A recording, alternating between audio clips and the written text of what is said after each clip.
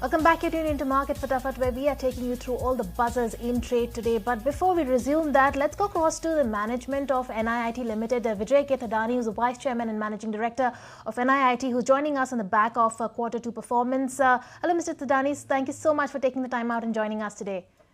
Thank you. Thank you. Indeed, a pleasure. Mr. Thadani, take us through your quarterly performance. Give us a breakup of the performance across your segments, firstly. Okay. So, first of all, I want to paraphrase by saying that we, as a business, are in a recovery phase. As you know, the business was very badly affected when there was a hiring freeze in the technology sector. And I think there were few pivots that the company used and a few acceleration strategies. One, to switch to tier 2 GSIs and GCCs, working on working professionals and giving them advanced technology programs, and also then accelerate the BFSI segment. What I want to say is that for the third quarter now, the company has been growing year on year, and I think this year, both year on year and quarter on quarter, the company has grown 11% on year-on-year basis and 10% on quarter basis. Second thing I want to say is there is an all-round growth. We work with technology sector and we work with BFSI and others. We have for Indian enterprises also. We've seen growth in each of the quadrants, which means whether you look at overall early careers, we have seen growth. In overall working professionals, we've seen growth. In overall technology training, we have seen growth. And in overall BFSI and others, we have seen growth. So there's been growth all along. Of course, growth in BFSI and others has been faster because a lot of private banks are adding a lot of people and need a lot of training. Technology, we have seen green shoots of GSIs now beginning to start their hiring and we're getting some benefit. So the earlier strategy that we had of pivoting has actually worked out very well for us because now we are ready to take advantage of growth on all cylinders as and when the hiring resumes in full speed.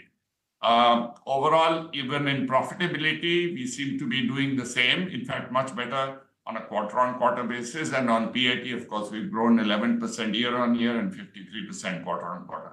That was just in a nutshell. Generative AI has been a very, very positive force and very encouraging at this point of time, not as much in revenue numbers, but in terms of the people that we influenced and affected, nearly 15,000. And we also have introduced generative AI to enterprises as a board level offering so that they can start using GenAI in a more strategic way. And I think that has met with a lot of enthusiasm and success. We see generative AI as a very, very positive force. In fact, one of the biggest impacts of AI will be on learning. And given the fact that we have an early mover advantage, I think we should be in a good position going forward. Thadani, this is Snehi also joining in the conversation. Now, you did mention something about IT hiring. In the previous quarter, the company had also said that IT hiring has seen some resumption, but the volumes were low. Can you give us a status check and update on how the situation is looking like this quarter? Yeah. So I think the status is same. The volumes are low. Whether they are a little higher or a little lower wouldn't matter. But in an overall sense, we have not yet returned back to the normal days. The good news is that those who have begun to hire and they are going to accelerate, and we did see some positive interest from some of the larger GSIs in getting a lot of training done, and I think they're enthused by that. And I'm sure the rest will follow in times to come. I'm also taking into account the indications which the large tech services firms gave, where they're all talking about year-on-year growth and beginning their hiring programs. Of course, they will accelerate as they see positive results going forward. Thadani, also tell us about your new client addition in this quarter and your outlook, given the current situation in India, as well as outside India. We have the elections in the US. In India, we have the festive season. How will this impact your business? Okay. I think our business is very India focused. This part of our business, NIIT Limited, is very, very India focused and a little bit in the Southeast Asia. But I think we would be, lesser impacted by what happens in US in terms of election results. But definitely GCCs and a large number of GCCs in India are from US origin. I don't think GCCs' growth trajectories will change dramatically. And they are a very, very attractive segment for us. We are doing a lot of training because we work with more than 30 OEMs. And I think they require a lot of that training as they move into newer technology areas. We see a very, very positive outcome coming out of GCCs. And also when GSIs, the tier 1 GSIs start hiring, I think we will be able to get very good advantage. I would then say we are firing on all cylinders. At this time, one of them, the local hiring is still muted. The banking and financial services, I think, also offers a phenomenal opportunity because they are reorganizing themselves, plus banks are also introducing technology in a big way. So generative AI and how it can help in making those people up to date and current, as well as skilled enough to offer the right offering to their customers. I think there are great opportunities there as well. There are other areas which are opening up in India, which are in engineering R&D space, or in renewable energy, or energy transition related products. And I think we are exploring many of those in a deeper sense. And I think we'll share more with you as we go along. Thadani, also give us a sense of the new client additions that you've seen in this quarter, and what's the outlook going ahead on this number? Yeah. So let me talk about new client additions. We've seen many more than what we normally see. We have not been sharing the overall client additions because I think we get clients at a very low value to a very high value.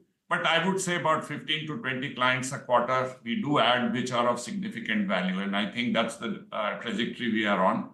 We had guided our investors as well as everybody about our looking for 380 to 400 crores revenue, which will be about 30% plus minus year-on-year growth. We are on that trajectory, and we would like to retain that.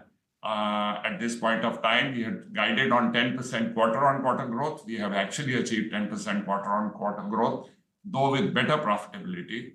I would say as we go forward, we would be switching on some investments, which we are at this point of time just finalizing.